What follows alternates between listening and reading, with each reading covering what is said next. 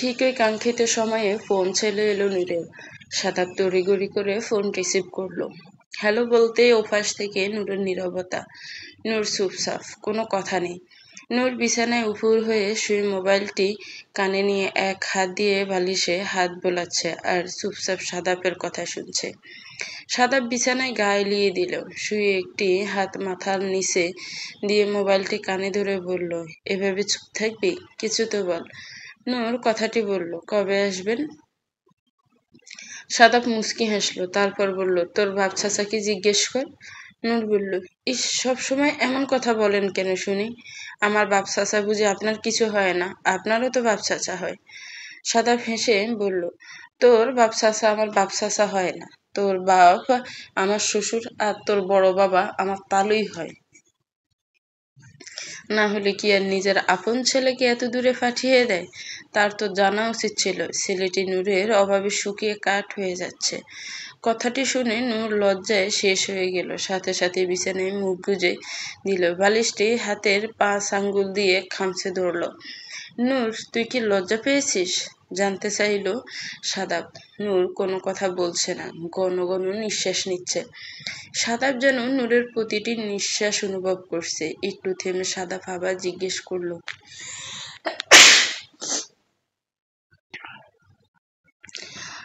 Noor, you are my own personal brain of heroin, only I can consume you. এটার অর্থ কি তুই বুঝতে পেরেছিস, নাকি এখন তোকে আমি বুঝিয়ে বলবো? কি বলবে নূর? নূর বুঝতে পারছে না। যদি বলে বুঝতে পেরেছে, তাহলে সাদাব ভাই বলবে, আই উইল কনজিউম মি। যদি বলে বুঝতে পারিনি, তাহলে বলবে, ইউ উইল কনজিউম মি। নূর কিভাবে বলবে একটু একটু বুঝতে পেরেছে সাদাব ভাই কি বুঝাতে চেয়েছে। সাদাব কিছুক্ষণ থেমে আবারও বলল, নূর, মাত্র 19 দিন বাকি। 20তম দিনে আই উইল কনজিউম ইউ। সেদিন তুই রয়্যাল অফ হোয়াইট কালারের একটা পাতলা শাড়ি পরবি। কোনো সোনা জুয়েলারি পরবি না, পরবি গলায় একটা বেলি ফুলের মালা, খোঁপায় কাঠগোলাপ। সেদিন তোর সারা শরীর থেকে আমি শুধু ফুলের ঘ্রাণ নেব। অতিরিক্ত কোনো সাজ সাজবি না, আর্টিফিশিয়াল কোনো কিছুই পরবি না, ঠোঁটে কোনো লিপস্টিক লাগাবি না। আমি তোর ওই ফুলের মতো ঠোঁটের মধুসূধা পান করব। এই 19 দিন আমি তোর কামনার দহনে যেমন পুড়ে ছাই হচ্ছি, 20তম দিনে আমার কামনার আগুনে তুই দগ্ধ হবি। আমার আগ্রাসী ভালোবাসা চিহ্ন তুই নিজের শরীরে বহন করবি। নূর স্তব্ধ হয়ে যাচ্ছে সাদাফের কথা শুনে, আর যেন নিজেকে সামলাতে পারছে না। নূর চোখ বন্ধ করে ঘন ঘন নিঃশ্বাস নিচ্ছে। ফজলুর রহমান শুয়ে শুয়ে ভাবছে অফিসের কথা। অফিসে কি হয়েছে এখনো সামিয়া বেগমের সাথে এই নিয়ে কথা বলেনি ফজলুর রহমান। নিজে নিজে ভাবছে বিকালের কথা। অফিসে যখন চাবিটি নিয়ে সাদাফের টেবিলের ড্রয়ারটি খুলেছিল, স্তম্ভিত হয়ে গিয়েছিল ফজলুর রহমান। কাঁপা কাঁপা হাতে একটি বক্স হাতে তুলে নিলেন, যার উপরে লেখা আমার নূর। বক্সটি দেখে হার্টবিট বেড়ে গিয়েছিল ফজলুর রহমানের। তারপর ধীরে ধীরে বক্সটি খুলল। বক্সের ভিতরে এমন কি আছে নূরের যা যত্ন করে রাখা নেই। সেই ছোট্টবেলা থেকে এখন পর্যন্ত প্রতিটি ধাপে ধাপে নূরের বড় হওয়ার প্রত্যেকটি স্মৃতি যেন সযত্নে রেখে দিয়েছে। ছোট্ট একটি ছুরি, যা দেখে মনে পড়ল নূরের হাতে প্রথম এই রেশমি লাল ছুরিটি কিনে দিয়েছিল সাদাব, যার থেকে একটি ছুরি বক্সে রাখা আছে। ছুরিটি ভেঙে নূরের হাত কেটে গিয়েছিল।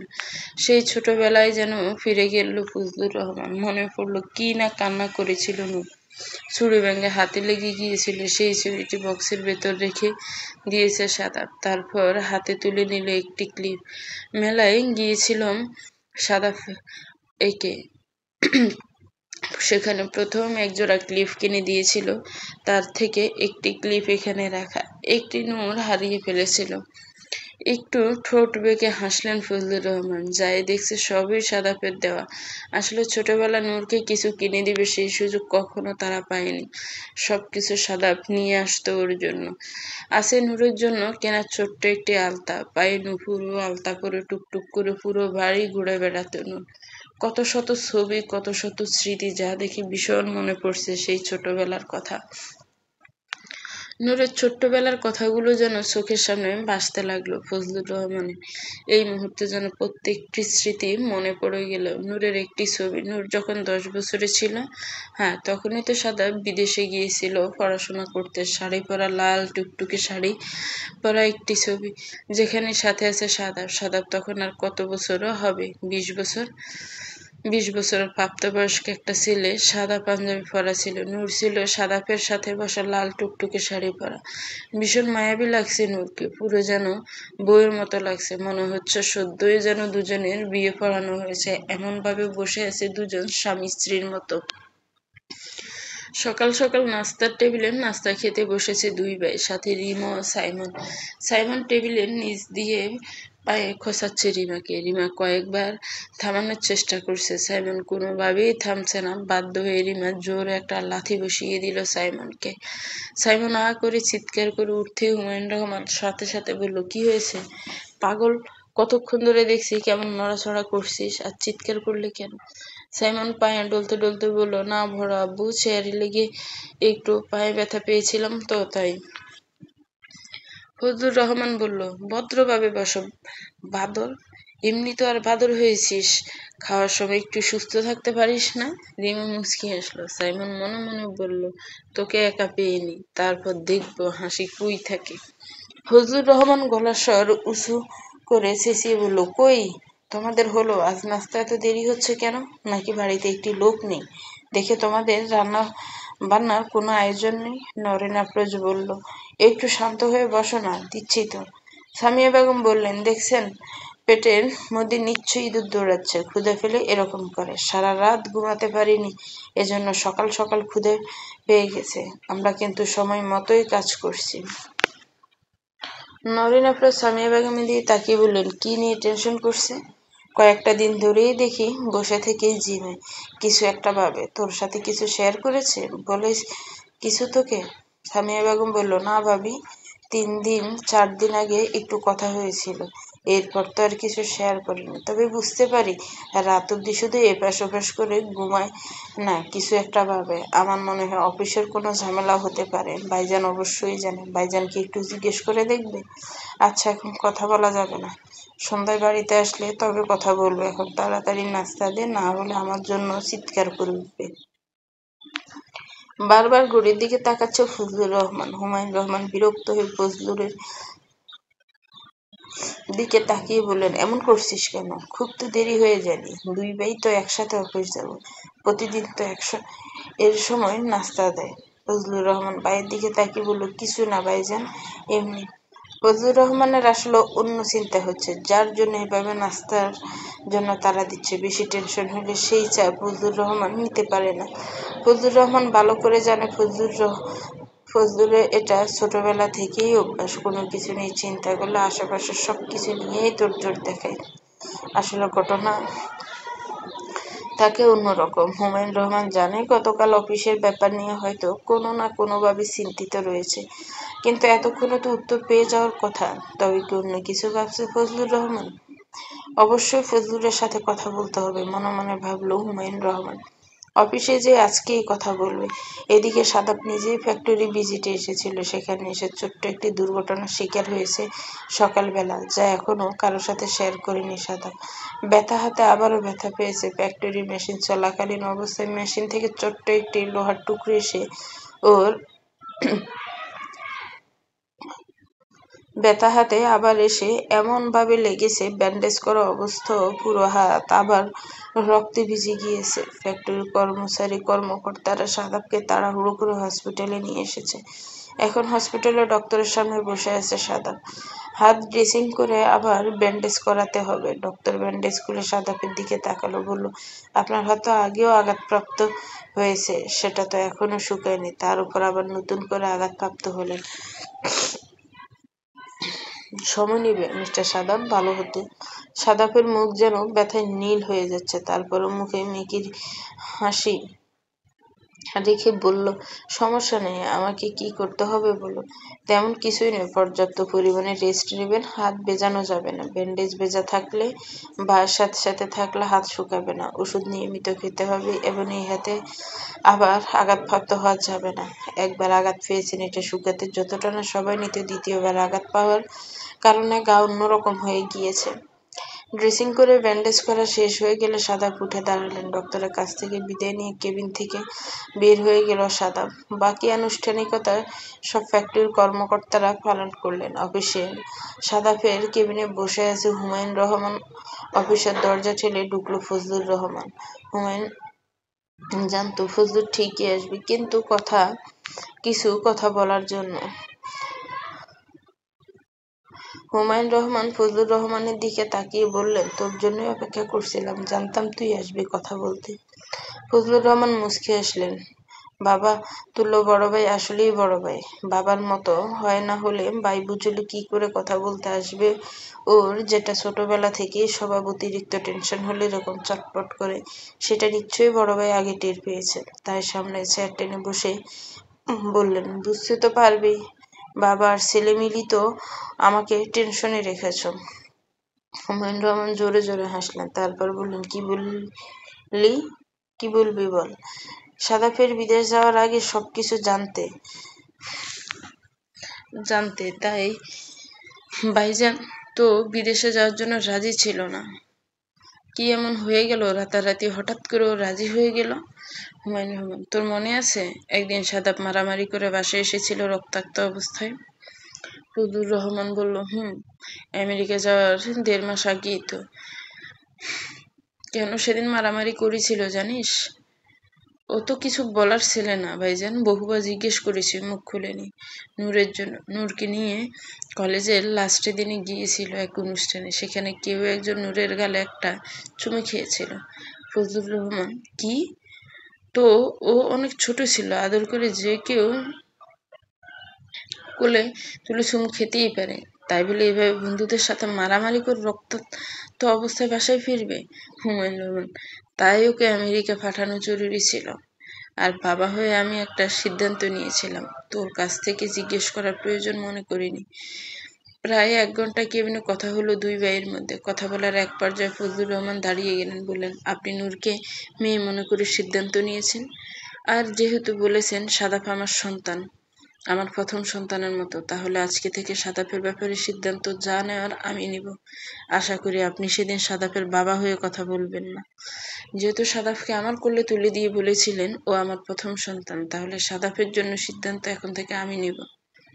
যদি আমার উপরে বিশ্বাস থাকে অবশ্যই আমার উপরে ছেড়ে দিবেন, আপনি এর মধ্যে আর কখনোই আসবেন না। এটা তাহলে আমাদের বাবা আর ছেলের মধ্যে সীমাবদ্ধ থাকবে। আর এখন আপনার সাথে আমার কি কথা হয়েছে না হয়েছে এটা শুধু আপনি আর আমি জানি। তবে এখন থেকে সাদাপের প্রত্যেকটি বিষয়ে আমি সিদ্ধান্ত নিব। আমার সিদ্ধান্তকে আপনার সম্মান করতে হবে, যদিও আমি আপনার ছোট ভাই, কিন্তু সাদাপ এখন থেকে আমার সন্তান, তাই ওর ব্যাপারে, ওর জীবনের ব্যাপারে এখন সিদ্ধান্ত নেওয়ার সব থেকে আগে অধিকার আমার।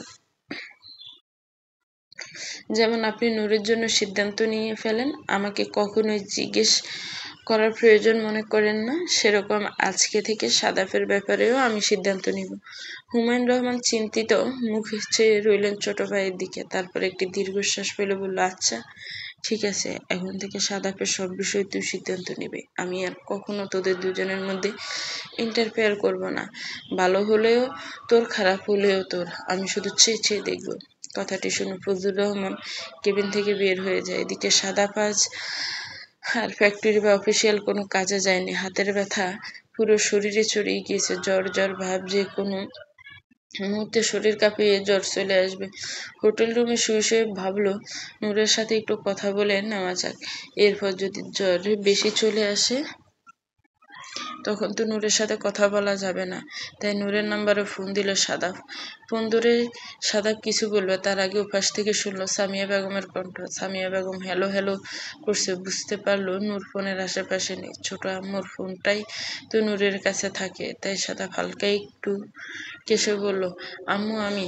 সামিয়া বেগম সাদাফের কণ্ঠ শুনে বলল, সে তো বুঝতে পেরেছি তুই। নাম্বার তো সেভ করা। তো তোর কি হয়েছে? গলাটা এরকম ভারী ভারী লাগছে কেন বাপ? সাদা ভারী ভারী কণ্ঠ বলল, কিছু না আম্মু, এমনি ভালো লাগছিল না, তাই শুয়েছিলাম। নূর কোথায়? সামিয়া বেগম মুচকি আসলেন, তারপর বললেন, নূর তো গোসলে গিয়েছে, আসলে আমি তোকে ফোন দিতে বলবো। সাদা বলল, ঠিক আছে আম্মু, ফোন দিতে বলো। আর শোনো, তোমরা ভালো আছো? সবকিছু ঠিক আছে ওইখানে? সামিয়া বেগম দুষ্টুমি করার ছলে বললেন, আজ বুঝি মনে হলো মায়েদের কথা? কই, 2-3 দিন হয়ে গেল গিয়েছিস, একটিবারও তো ফোন দিয়ে কাউকে কথা বললি না। না ভাবিকে, না আমাকে। এই ছেলে বুঝি আমরা ফেলেছিলাম, বড় করেছিলাম 3 দিন ধরে বাড়ির বাইরে, অথচ এক মাকেও ফোন দিয়ে খোঁজ খবর নিলে না। সাদাব মুচকি আসলো, হেসে বলল, পর তো আমার মায়েরা করে দিয়েছে। 3 দিন ধরে যে ছেলেটা বাইরে ঠিক মতো খেতে পারছে কিনা, ঠিক মতো সবকিছু করতে পারছে কিনা, কই ফোন দিয়ে তো খোঁজ নিলে না। হঠাৎ করে সামিয়া বেগম বলে উঠলেন, আমরা খোঁজ না নিলে কি হয়েছে, কেউ তো নিয়েছে। পরে সাথে সাথে দাঁত দিয়ে জিভ কেটে বললেন, নিশ্চয়ই তোর বাপ চাচারা নিয়েছে। আর আমরা তো ফোনের আশেপাশে এত থাকি না, জানিসই, সারাদিন বাড়ির কাজকর্ম নিয়ে ব্যস্ত থাকি, যৌথ পরিবার তো। সাদ্দাম মুচকি আসলো, জানো ছোট আম্মু কি বলতে চেয়েছিল? তাই বললো, আচ্ছা ঠিক আছে আম্মু, নূর আসলে আমাকে একটু ফোন দিতে বলো, একটু দরকার ছিল। সাদা ফোন রাখার সাথে সাথে সামিয়া বেগম ফোন রেখে দেখলেন ওয়াশরুমে এখনো গোসল করছিল, তাই ভাবলো একটু পরে এসে বলবে। তাই ফোন রেখে সামিয়া বেগম রুম ছেড়ে বের হয়ে গেলেন। সাদাব শুয়ে শুয়ে অপেক্ষা করছে নূরের ফোনের জন্য। এমন সময় ফোন হাতে বেজে উঠলো। ফোন হাতে নিয়ে দেখলো সাইমনের নাম্বার থেকে ফোন এসেছে। সাদাব সাইমনের ফোনটা রিসিভ করে হ্যালো বলল। সাইমন বলল, কি অবস্থা, কেমন আছো ব্রো? সাদাব সরল মনে বলল, শরীরটা ভালো নেই, হাতে আবারও একটু ব্যথা পেয়েছি, জ্বর জ্বর ভাব, মনে হচ্ছে জ্বর আসবে। কি বিষয়ে ফোন দিয়েছিস? তুই তো ফোন দিস না জরুরি প্রয়োজন ছাড়া। সাইমন ধীরে ধীরে আমতা আমতা করে বলল, টাকা লাগবে 3,000। তোমার বাপ চাচার কাছে তো টাকা চাওয়া যায় না, তারা মনে করে আমি একদম পুরাই বাধাই মা, যা দেয় তাই লস। তাদের চোখে আমি পুরো একটা লস প্রজেক্ট ছাড়া আর কিছুই না। এখন বলছিলাম যে টাকাটা ভীষণ দরকার, আজকে এই মুহূর্তে দাও তো। সাদাব বলল, ঠিক আছে, ফোন রাখ, আমি পাঠিয়ে দিচ্ছি তাহলে। আর আমার জ্বরের কথা কাউকে বলিস না, ওষুধ খেয়েছি, ঠিক হয়ে যাবে একটু ঘুমালেই। কথাটি বলে সাথে সাথে ফোন রেখে টাকা সেন্ড করে ঘুমিয়ে পড়ল সাদাব। শরীরে আর কুলাচ্ছে না, শরীর ছাপিয়ে যেন জ্বর চলে আসছে, তাই কখন ঘুমিয়ে গেল বলতেও পারে না সাদাব। সাদাব ফিট ফিট করে চোখ খুলে আবিষ্কার করলো সামনে হুমায়ুন রহমান বসে আছে। একটি হসপিটালের কেবিনে মনে হলো। সাথে সাথে সাদাব ঘুম কণ্ঠে জিজ্ঞেস করলো, কোথায় আমি? হুমায়ুন রহমান ছেলের দিকে তাকালেন। মলিন চেহারার দিকে তাকিয়ে বড্ড মায়া হলো হুমায়ুন রহমান। তারপর বললেন, হসপিটালে, ঢাকা। সাদাব আশেপাশে চারদিকে চোখ বুলিয়ে দেখলো হসপিটালের কেবিন ফাঁকা, কেউ নেই। রুমে শুধু হুমায়ুন রহমান। সাদাব সাথে বাবার দিকে তাকিয়ে বলল, নূর। হুমায়ুন রহমান ছেলের দিকে তাকালেন, তারপর নিষ্প্রাণ চোখে তাকিয়ে থেকে বললেন, নিজের চিন্তা কর আগে, নিজে বাঁচ। সাদাব বলল, এটাই আমার চিন্তা। হুমায়ুন রহমান সাথে সাথে বললেন, তোকে কি করে বুঝাবো, এখন থেকে আর নূরের চিন্তা তোর। নূরের দিকে আর তোরা সবকিছু বলতে পারলেন না ছেলের মুখের দিকে তাকিয়ে। চলবে তো ভিউয়ার্স, গল্পটা কেমন লেগেছে কমেন্টস করে জানাবেন। গল্পটা ভালো লাগলে একটি লাইক করবেন, গল্পটাকে শেয়ার করবেন, আর আমার চ্যানেলকে প্লিজ সাবস্ক্রাইব করবেন। আমি একটু অসুস্থ, আমার জন্য দোয়া করবেন। আর ভালো থাকবেন, সুস্থ থাকবেন, আমার চ্যানেলের সাথেই থাকবেন। আল্লাহ হাফেজ, আসসালামু আলাইকুম।